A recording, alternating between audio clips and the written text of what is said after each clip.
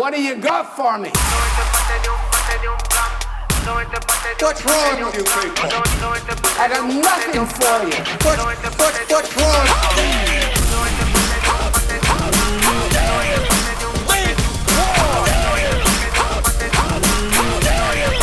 You're not David. How y'all feel this morning? I feel rotten. That's how I feel. Well, that was enough for me. We could have had the benediction right there. That was so good. What's going on, everyone, and welcome to The Reformatory, the podcast for the local church and by the local church, and we are your local churchmen. My name is Josh, and I'm here, as always, with the man who needs no introduction.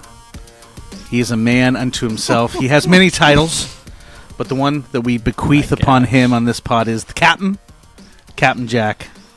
How are you, sir? It's good to see you. You are going full King's English. I'm feeling old fashioned today, man. I don't know. It's the cold. It's the rain, man. I got my flannel, man. I've had a day of good conversations. I'm feeling fallish, Jack. I'm not gonna lie. I'm feeling fallish. It does look like Monty Python and the Holy Grail out there right now. It's like very gray, very damp. Yeah. Very, I'm in on it. Very spooky season, as they say. That's right. That's what they say. Unless you're not into that, you know. I mean, growing up, wasn't into that. It's Reformation. It's Reformation weather, as you say. Yeah. Reformation weather. Exactly. Yeah. Exactly. It's good to see you, dude. Yeah. As always. Are we going to be less grumpy on this ep? I feel like we should be less grumpy. I feel like the last couple eps. I think we will be. Whew. I don't know about grumpy. I think we'll be less pot stirring, gummy worm stirring, if you will. Yeah. Less of the stirring of the gummy worms. That's right. For people, and a little bit more. I guess like good orthopraxy. Talk. That's right. So, some good old fashioned local church talk. Yeah, I'm looking forward to that. Yeah, yeah, absolutely. Yeah. All right, well, dude, let's hop in. I actually have some good news. I've actually got a couple pieces of news before we hop into our Patreon. First news is I think I fixed my camera. All right, so like listeners and watchers of the Reformatory will know that I have been plagued. I've been suffering with camera issues. We'll get to that 40-minute mark, and the camera just turns off. And I believe after testing it this week, changed some settings around, worked some things out, I think I fixed it. So, Lord willing, Deo Valente, you should not see a black screen on my side of the screen anymore. I say that and watch the Lord show me his sense of humor and make it happen today. But I tested it last week. I ran it for over an hour and 20 minutes, and it did not shut off. So we should be good. I'm happy about that. Jack, we have another piece of business. We have a vow that we must fulfill. For we have a name that must be hallowed through the halls. Yes, sir. All right, yes. So we have a new patron that has joined the Podluck, has given of their treasure to support the Reformatory in the form of a $5 holla, and they have joined the All Access team. We are here today to hallow the great, the wonderful, the incredible, the inevitable Steve Walcher. Steve, you're a legend, my friend. I actually know Steve personally, and I can attest. Do you know Steve? I do know Steve, actually. Okay. Steve is a legend. Okay. Not only does he have excellent taste in cigars, but he's also quite the photographer. And he has a very good eye for class and sophistication. It makes sense just him joining the ranks of the Reformatory, because every patron that is in the Podluck is one of class and sophistication. Let's be honest. This is true. Right. So, Steve, my friend, we thank you for your patronage. We thank you for coming on board. Thank you for showing up to the Podluck and giving of your $5 holla. And listeners, you too. If you don't want to miss out, if you want to be part of this very exclusive, and let it be known, it's exclusive club of reformatory supporters. Head on over to patreon.com/reformatorypod. And for $5 a month, that's it. We keep it cheap. We keep it great. But the content you get is excellence. It is not subpar. Yes. It is the pièce de résistance of exclusive content material. For $5 a month, you could head on over there and become a Patreon supporter. And just like Steve, our pledge to you is that your name shall be hallowed. Hallowed, sir. Hallowed. Hallowed through the halls of the podcast. That's our pledge to you. We thank you, Steve. And Jack, that is enough of the business. Moving on to our reformatory cigar of the week. My friend, Jack, it is September's for Sinistro. All right, and we are nearing the end of September. This is our final Sinistro cigar that we are going to be reviewing for September, and then we're going to hop into a new venture next month. But Jack, why don't you please give us the final September's for Sinistro cigar? What do you got for us? Alrighty, so as this is the last week of September, the aptly titled name of this cigar is called The Last Barbarian by Sinistro. The Last Barbarian is... man, this is interesting because usually on the Reformatory, we are very much Nicaraguan snobs. Oh, yeah. We like the tobacco to be from Nicaragua for the most part, but a lot of the cigars from Sinistro have this like mix of Dominican and then some little added other tobaccos in there. And so the Last Barbarian is handcrafted in the Dominican Republic by some of the most gifted cigar rollers at the El Artista Cigar Factory, one of the world's most famous historic cigar factories. So the breakdown as far as the profile goes of the cigar: the wrapper is Dominican Maduro, the binder, interesting binder, African Cameroon. That's right. African Cameroon wrapper or binder right there. And the fillers, man, it's a lot of filler. So Dominican Super Ligero. Yep. It ain't just Ligero. It's super. Yeah. Nicaraguan Ligero, Pennsylvanian Ligero, and Nicaraguan Seco Full Bodied. Dude, this is quite the line. This is quite the conundrum of filler right there. Yep. It comes in two Vitola sizes, Robusto 5x52 and the Toro 6x54. It is a full cigar. Yes. There ain't no medium about that. This daggone is a full cigar. Josh and I have both smoked this cigar. It is fantastic in both Vitola sizes. Obviously the Toro is going to give you a lot more flavor. But the Robusto, it doesn't shy away either. So, I think I was in the lounge when we first had this, like several months ago. I was with you. So it came out a few months ago. I was with you when I had it for the first time, and I said upon my first enjoyment of it, this is one of the best cigars that Sinistro has made, and I still, to this day, stand by that. It is a fantastic stick. So good. Yeah. Anyways, that is the breakdown of it. With those kind of flavor profiles, like I said, with that full-bodiedness and the Maduro wrapper, you are going to get more of your typical fare of coffee, cocoa notes, those more darker flavors per se, than you're going to get like fruitiness or anything other than that, or anything on the lighter side of things. It's very rare that a cigar would have kind of like, the cigars that we reviewed from Sinistro have been a mix, because you have certain parts of the wrapper that are candela. They're kind of candela tipped, like the Last Cowboy that we talked about last week. This is not, but it has a different array of tobaccos. And I mean, just the different plots in just like one like acreage of land in either the Dominican Republic or Nicaragua or anywhere, the different plots of land are going to produce some different flavors as well too. So just because it comes from a certain area, it may not produce exact same flavors all the time, and that's what's interesting about cigars. But I mean, you're going to have some pepperiness a little bit, mixed in that, with some sweetness as well too. Yeah, it smooths out. Something I will say about this stick is that it comes off strong a little bit. I mean, this stick's a lot like me, out of the gate, come off a little strong. Not sure if you like this guy, but you get to know me, and it's just a sweet teddy bear. That's all it is, Jack. Sure. Okay.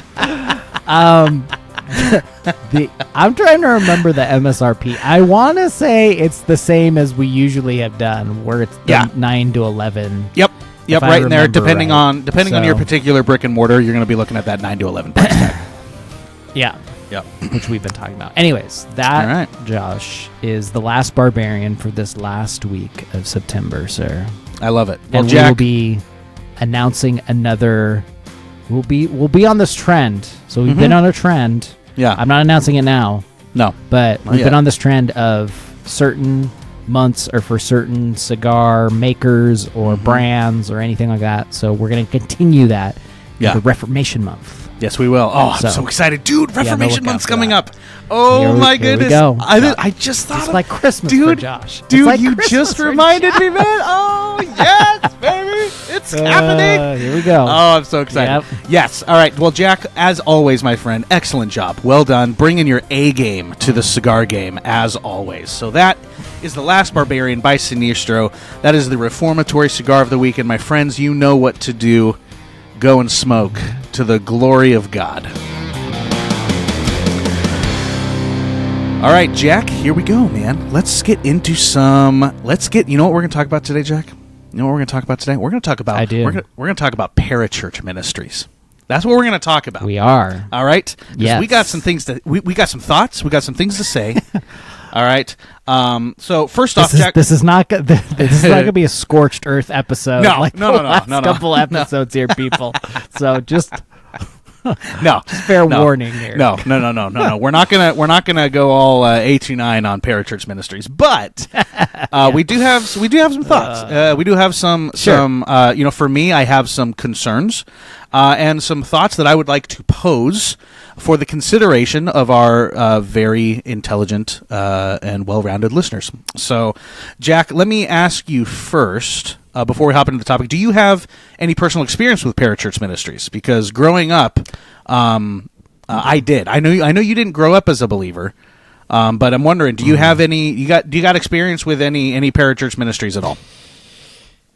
So I would say that I became a believer through a parachurch ministry, which is kind of interesting. Yeah. So Campus Crusade for Christ, which is now known. That isn't PC anymore these days because the Crusades, naughty words here. Are you serious?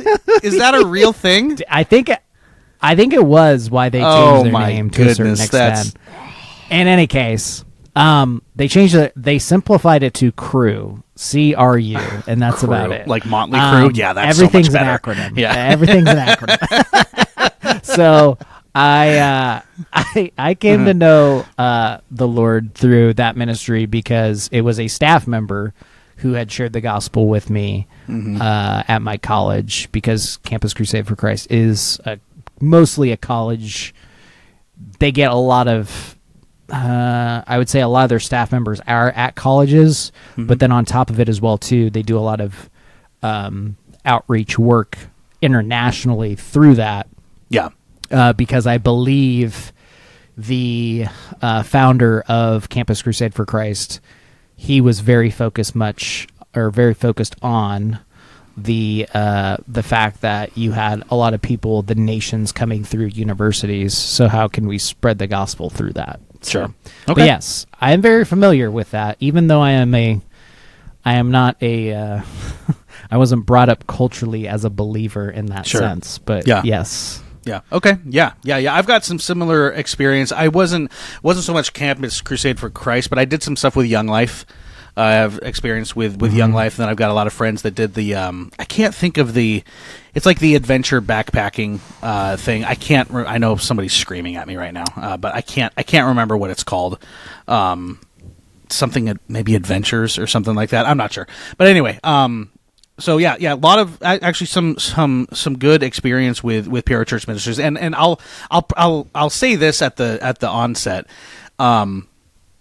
There is such a wide spectrum because of the ways that that Parachurch Ministries are constructed, that you have all different flavors of Christianity in Parachurch Ministries. You never know. Yep. You truly never know what you're going to get. And the Parachurch Ministry, whether or not that specific, localized chapter, if you will, of that Parachurch Ministry, kind of, if it's solid or not, really does depend on kind of who's in leadership there, right? You have some that just real bad, just really, really bad, and it's just teaching some crazy wacko stuff, right? And then you have some Parachurch Ministries that are doing some legitimately good work, and good evangelistic work. They're sharing the gospel with a demographic of folks that might not, darken the doors of a church. They're reaching, it's usually young people. And bringing them in and getting the gospel in front of them, right? So there are a lot of people that work in Parachurch Ministries that love the Lord, that love sharing the gospel, and are doing it very well. They're being very faithful and very honoring, and I would say very obedient to the command of the Great Commission to share the gospel and make disciples, right? So I'm not going to just come out and bash Parachurch Ministries, because people like you, I know people like my dad was influenced in the gospel through one of his wrestling coaches that ran Young Life, right? And I remember hearing that story, and I'm thankful for that. I'm thankful that your campus crusade, whoever that was, loved you enough to share the gospel with you. I'm thankful for that, right? Now, that being said, I would like to get into some of the I think pitfalls that Parachurch Ministries can have, some of the issues that they might have, and I would say why I believe the local church is and should be the answer to those things, right? So absolutely. So my I've got just kind of almost a bullet point list here, but one of my thoughts as I've been involved in Parachurch Ministries, I've been I've seen kind of how they function, the structure, things like that, and one of my concerns with Parachurch Ministries is that by and large, there's really no accountability for those leaders and for the I would say the theological standards that are taught. Now, I do know that things like Young Life and things like that, they do have it's usually a doctrinal statement or things that you have to sign to agree with in order to be part of the organization, right? The issue with that is that those are usually pretty broad. Those statements are usually pretty broad and I believe intentionally so that you can get a wide swath of volunteers, because they work primarily off of volunteers, right? But with that, one thing that I have seen, and we already talked, we kind of joked about it at the beginning, is the massive spectrum that exists in Parachurch Ministries when it comes to theological distinctives, right? When you think about the local church and you think about ministries that come out of the local church, those specific ministries, whether they're a counseling ministry or some sort of community outreach, right? Those ministries are accountable to and beholding to the theological distinctives and standards of that local church, right? And are functioning under the authority of the elders that God has called to that local church, right? With Parachurch Ministries, you don't really have that. That's not that specific level of authority isn't there, and I think that has the potential, and I've seen it happen, to cause some pretty bad issues. When you remove really any type of accountability, but especially theological accountability, which is why I think you end up seeing kind of the large spectrum of theological things that are being taught in Parachurch Ministries, right? Yeah, so I can give you a couple examples of this, both in how things are structured, because Campus Crusade is not structured. It's very much interdenominationally focused. So it's going to, like Josh said, it's going to take from a large swath of theological belief, so to say, and try to adapt that to the campus. I got into Campus Crusade for Christ, and I was at the time a part of a charismatic church, and most of the staff members at Cru, they all went to a conservative Baptist church, which I would later become a member of. So they were very much focused in the local church. So that was great. That was great that there was a focus of the staff members being a part of the local church, and then out of that would come their ministry of the Parachurch Ministry in Cru. You also have some very organized parachurch ministries like Reformed University Fellowship. That's kind of the real Reformed Campus Crusade for Christ, which is the PCA's version of that. So the Presbyterian Church of America, that is their, they are the denomination that basically holds Rough accountable. Every one of their ministers who's in Rough Reformed University Fellowship has to be within the PCA, like a member of the PCA, or like a minister in the PCA somehow. Sure. So that is a very structured way of doing it. And then there's also what I saw where it's like, okay, we're part of a local church. You can kind of be interdenominational.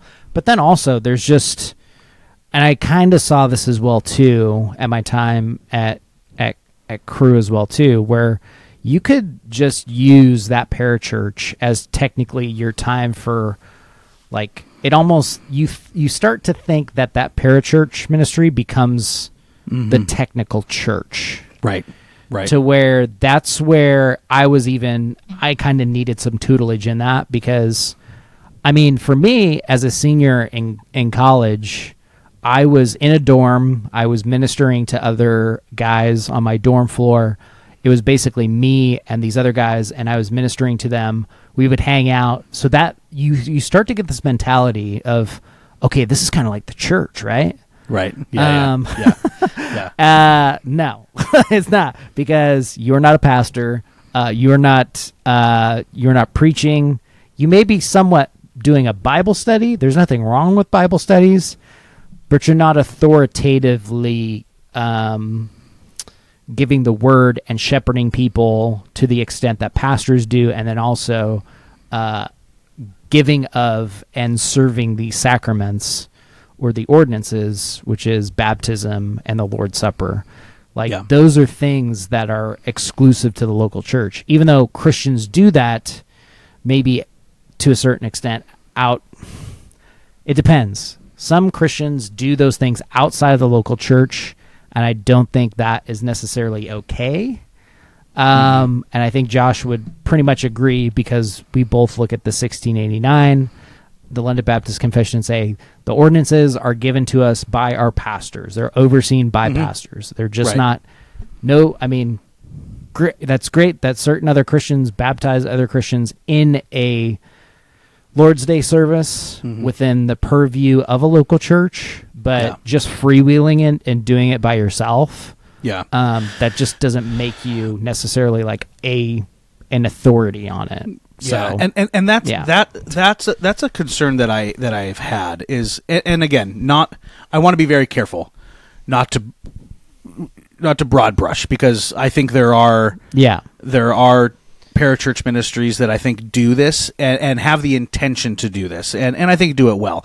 But you do run into the problem with a lot of parachurch ministries, and because that specific ministry is not linked to a specific local church, that connection doesn't get made very well. So what ends up happening is exactly what you described, Jack, is you have these, usually young folks viewing this parachurch ministry as kind of their substitute for church, right? And all of the, they get their Bible time, right? And they get some of the fellowship there, and then that's about it. And what I tend to see is what often happens, again, not across the board, but what often happens is that connection between, okay, so now that you have, responded to the gospel, and you're wanting to, grow more in this, you need to be plugging into a church. You need to be submitting and committing to a local church so that the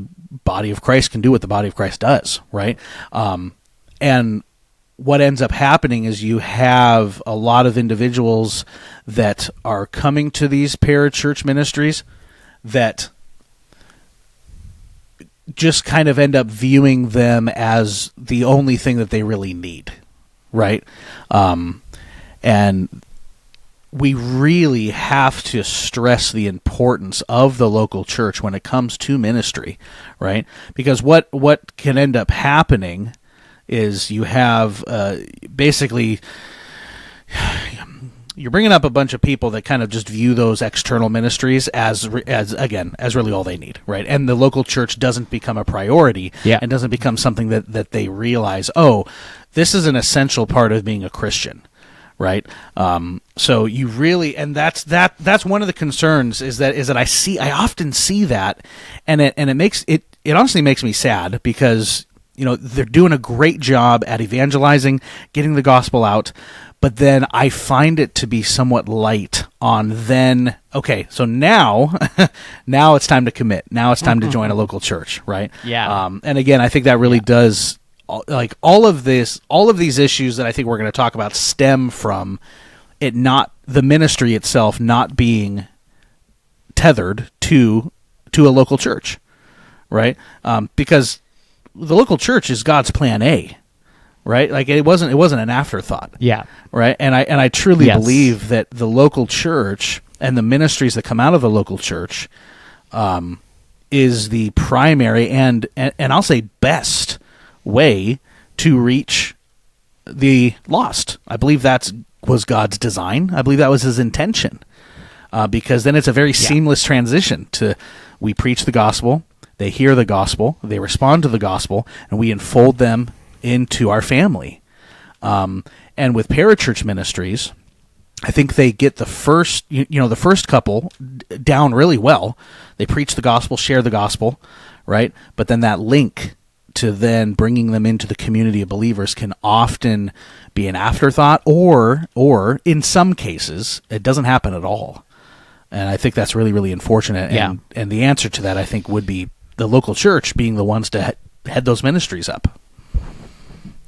Yeah, and I think this is, really parachurch ministries are really a modern day invention if you think about it.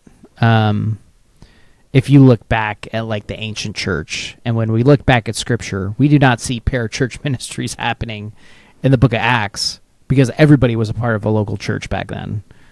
Like if you were feeding the poor and you were helping the sick, you were part of a local church.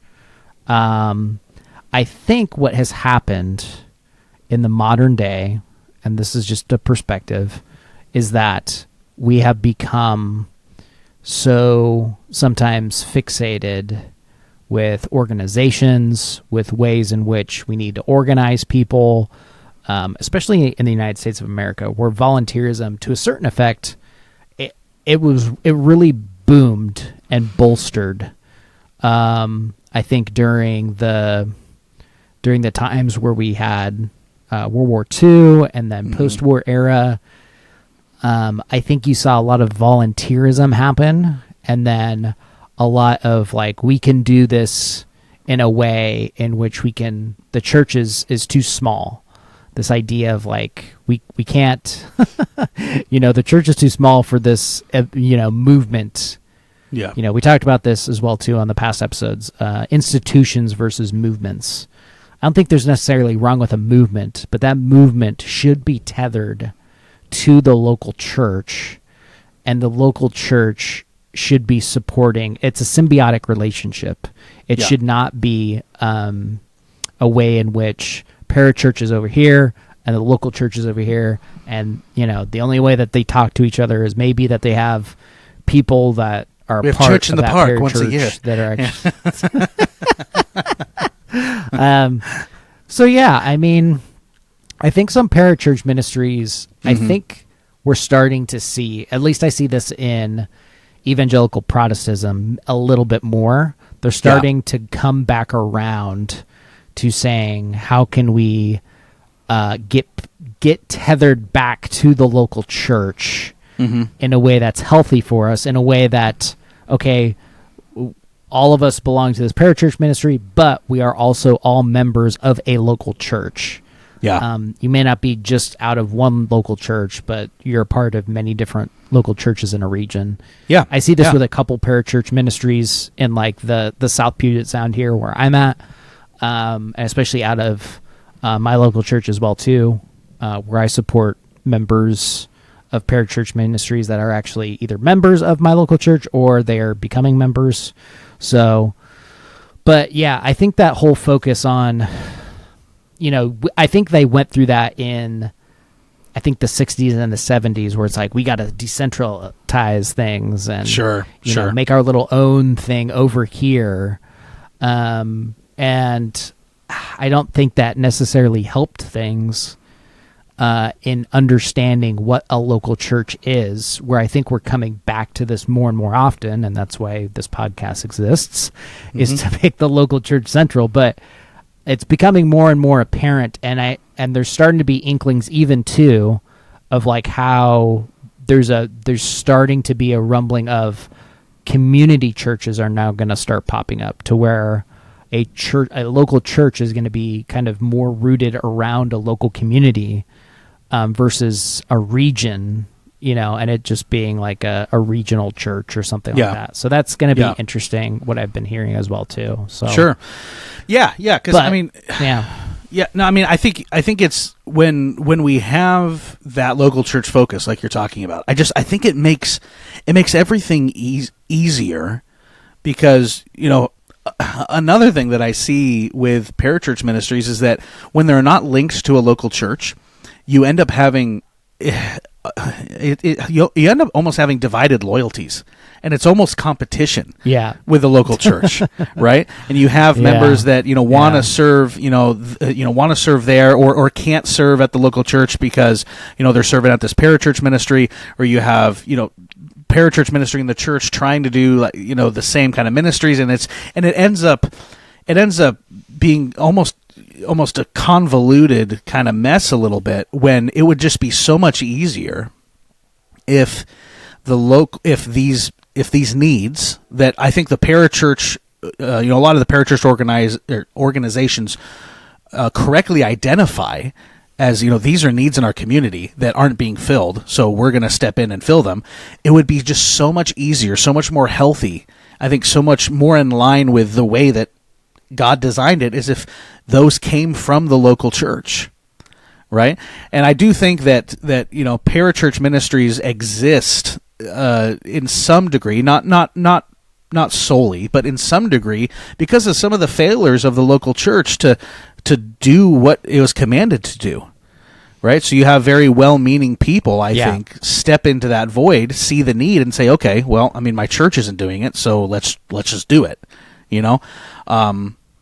Again, I don't think that's the only reason, but when you have parachurch ministries that aren't accountable to or aren't linked to a specific local church, that competition can happen, and those loyalties can become divided, and you end up not being able to I would say, serve the community as effectively and the church isn't able to do what the church is supposed to do because their people are busy serving at this parachurch ministry instead of investing in the local church, right? And it ends up causing, I think, some unhealthy competition in some situations where that doesn't need to be there, and it would be so much better, in my opinion, if those ministries were to come under the authority of a local church. And I really do believe that it solves a lot of those issues. You know what I'm saying? Yeah, or even the fact that I think what I really appreciate about our Presbyterian brothers and how they formed Reformed University Fellowship is that it comes out of their denomination, and it comes out of their churches as well too. And so I think that now, if you have a desire to see something happen in your local church, you would think and you would hope that you would have a superstructure there put into place already at your local church to help support you and to help get things going and stuff like that. And to a certain extent, that's starting to become true in many cases in many local churches. But even sometimes it's like not. So like, for example, a lot of like ministries that are focused on feeding the poor, like parachurch ministries that are focused on feeding the poor or housing or something like that. Local churches can do that to a certain extent, and I've seen them do that very well. I've seen ways in which that people have mobilized in a local church during Thanksgiving or during Christmas and have given of themselves in those ways. I think to a certain extent it's just hard because you wonder how people are being shepherded. And I think that's the biggest thing that Josh and I worry about is like, how are people being shepherded and how are people being discipled at the end of the day? 100%. And not just out there freewheeling and going it by themselves, so to say, but having that fellowship at a local church and being shepherded by your local church pastors and those pastors really caring for you. I think that's the real thing that we want to see happen in everybody's life, every believer's life, is that you have a healthy relationship with your pastors and that they're shepherding you and that you're being discipled out of your local church. Yeah. And if that isn't happening and if you're not growing in that way, then that's usually where things go awry. Right. So, yeah. Which, I mean, that's a pretty good place to wrap. I think it's just that goes back to, I think the main point is the local church is, like we said, the local church is God's plan A, right? That is how he designed discipleship, fellowship, accountability, shepherding to happen. That was his design. That was his plan, right? And the parachurch ministries miss out, I think, on so much when they engage in this in whatever ministry it is without tethering to the local church, right? And I think that local church brings that accountability, right? It brings that structure. It brings that theological accountability, which is very needed in a lot of parachurch ministries, and it brings with it the focus and the shepherding, right? Of let's continue to outreach to these people, but then let's also bring them in, right? Bring them into the church, right? Let's not just give them, a loaf of bread and then never speak to them again. Let's tell them where that bread can be had every week, right? And where that grace can be, administered and received every week, and that shepherding and that discipleship happens. So, again, to wrap up, like I'm not just gonna rant and rave against parachurch ministries, but I do believe that no one can do those ministries better than the local church. I don't think that any parachurch ministry can do better and more effectively what the local church can do. Now, if the local churches aren't doing it, then that's another conversation. Like, there are areas where we do need to step up and we do need to read, the beginning chapters of Acts and look at how the early local church is functioning, not only with each other, but also in the community, right? And there are ways that we, I think, have, by and large, historically failed to be the church, right? And again, that, I believe, has given rise to a lot of these parachurch ministries. But that doesn't mean that we just stay content with the way things are, right? It's like, well, this is the way it's always been, so let's not do anything, right? Semper Reformanda, baby. Right, October, like Reformation Month, is right around the corner. We're always reforming. We are always returning to Scripture to have our minds and our hearts reformed, right, reshaped to be in better conformity to the Word of God. So that would be my encouragement and my hope that as we, as churchmen, right, march down this life that God has given us, that we begin to see a resurgence and I would say coming together with these outside ministries and the local church, because at the end of the day, man, like it will be such a blessing to the communities as well to the church when we're walking in step together.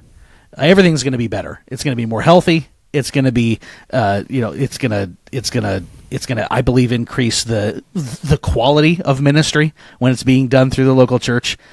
I think it'll just make everything better. Yeah. And that's what I hope we begin to see as, this landscape changes, especially in America. The local church landscape is changing. It doesn't mean that the truths or what we do changes, but our environment, our culture is changing. And I'm very curious to see what ministries are going to look like in the next, 50 years. Because I think it's going to look a lot different than it looks now, man. Sure. And it could be, too, and this is maybe just one final word, it could be that a parachurch ministry comes out of the fact that you have a combination of local churches working together in sync in an area that doesn't have the gospel or has a very anemic place in which the gospel is shared. So like South Puget Sound, like we have a lot of churches that work together with like certain parachurch ministries. I think that the thing that I love about some of those leaders though is they're very focused on when they bring people through that parachurch that they are pointing them to local churches. Yeah. And they're not just letting them just go out there, They're very focused on getting them in a local church and having them shepherded and fed by those local church members and those pastors and leaders of that local church. And so that's something that's very interesting that's come up lately, and maybe that's a future thing that will arise, but you never know. You never know. We'll leave you never know, man. But something I do know is that I'm at like 41 minutes, 42 minutes, and my camera's still on. My camera's still on, baby. I'm Gucci. Josh is surging. Dude, I was visiting family this weekend, and my sister, she's the youngest. She was running me through all of the phrases that the kids are into these days. Oh man! So apparently, I can't say lit. Josh. I can't say dude. That was one of them. Cap, right? Something's cap or no cap, right? What was another one? I can't say lit anymore. I found that lit's out. She said no, lit's out. Yeah. Right? Thinna. Like I'm finna do something. All right, that's a thing. That's just language. Finna do something is just a language thing. I felt like that's like a saying down in cap. No cap. All right. Apparently, I can't say dope anymore. Apparently that went out in the 80s. Like I say, that's dope. No, can't say that. All right. Language is weird, Jack. I'm just getting old. Yeah. I'm finally not hip anymore. I don't know what the kids are saying. all these TikTok phrases, man. Yeah.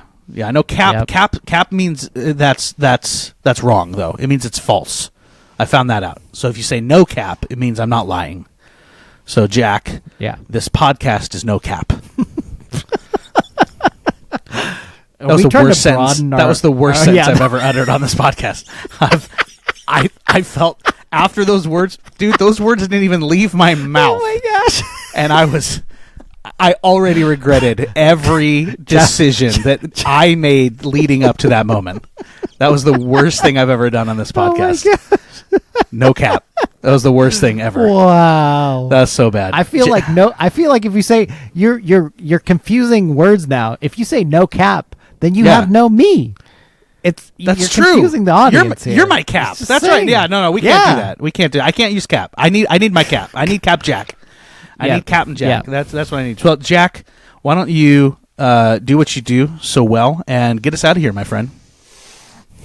Ladies and gentlemen, boys and girls, if you appreciate Josh and I's focus on making the local church central in different areas of our lives, you can follow us on what we call the sociables here on the Reformatory.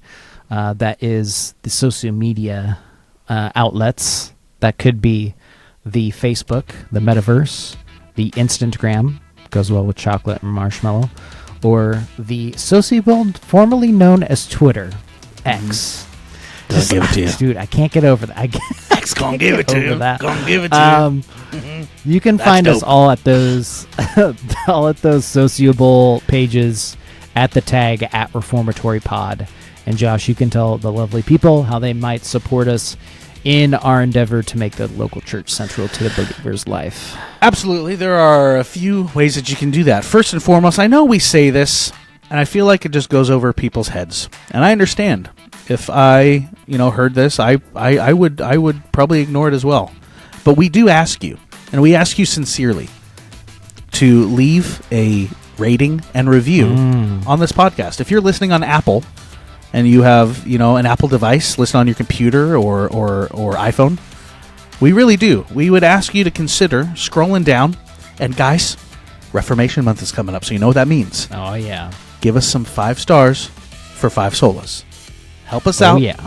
All right, help us out. Maybe write us a little review, something nice. Give us a little, give us a little something. We'd really appreciate that. Something. A little something. We'd appreciate that. We're on YouTube now. And if you want to not only listen to this podcast, but see this podcast, head on over to youtube.com/reformatorypod. Like, comment, subscribe, and click the little bell for notifications, as all the kids say. And you can watch these episodes as well. Last but not least, we already covered it at the top, but I'm going to give it to you one more time.